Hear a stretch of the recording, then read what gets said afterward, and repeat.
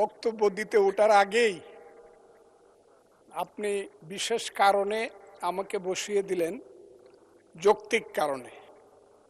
কিন্তু এরপরেই হাউস যা হলো, এখন আমার বক্তব্য কি হবে আমি বুঝতে পারছি না। কারণ আমার মনটা খুব ভালো নেই মাননীয় স্পিকার, আমার গলাটাও ভালো না। কারণ গতকাল সারা রাত আমি ঘুমাতে পারিনি। হাওর অঞ্চলে যে বৃষ্টি হচ্ছে, যে শিলাবৃষ্টি হচ্ছে, হাওর অঞ্চলের সমস্ত ফসল তলিয়ে যাচ্ছে। একটা মাত্র ফসল, 12 মাস মানুষকে অন্যের উপরে, অন্য এলাকার উপরে নির্ভর করে থাকতে হবে তাদের পেটের ভাত পরনের কাপড়ের জন্য। আমি এই ব্যাপারে আমাদের নেতা, সংসদ নেতা এবং মাননীয় প্রধানমন্ত্রী সহ সংশ্লিষ্ট সমস্ত মন্ত্রীদের কাছে অনুরোধ করছি, হাওর অঞ্চলকে দয়া করে এবার বাঁচান। এবং প্রথমেই আমি প্রস্তাব করে নিলাম, হাওর অঞ্চলকে সঠিকভাবে বাঁচাতে হলে 35টি জেলা নিয়ে একটি হাওর মন্ত্রণালয় করতে হবে। এবং এই দাবি করে আমি আমার মহামান্য রাষ্ট্রপতির ভাষণের উপরে বক্তব্য শুরু করছি। আমি প্রথমেই শ্রদ্ধা জানাই মহান নেতা, মুক্তিযুদ্ধের ঘোষণাদানকারী, তৎকালীন মেজর, পরবর্তী সময়ের রাষ্ট্রপতি শহীদ প্রেসিডেন্ট জিয়াউর রহমানের প্রতি,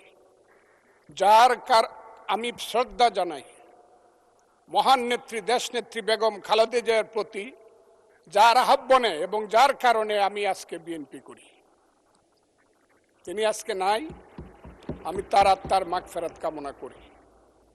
আমি বক্তব্যের আগেই আমাদের নেতা প্রধানমন্ত্রী জনাব তারেক রহমান, তাকে উদ্দেশ্য করেই বলবো, মর্নিং শোজ দ্য ডে।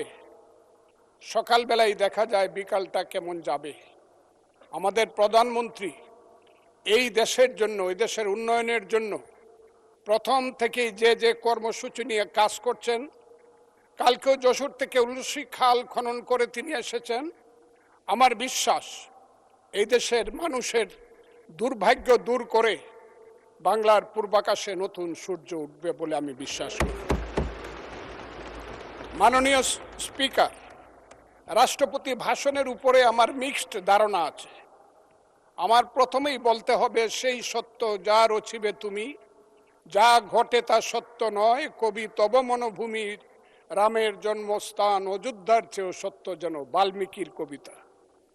কারণ হলো, মাননীয় রাষ্ট্রপতি যা যা বলেছেন, আমি প্রথমেই বলি 2, 3 এবং 4 নম্বর প্যারা।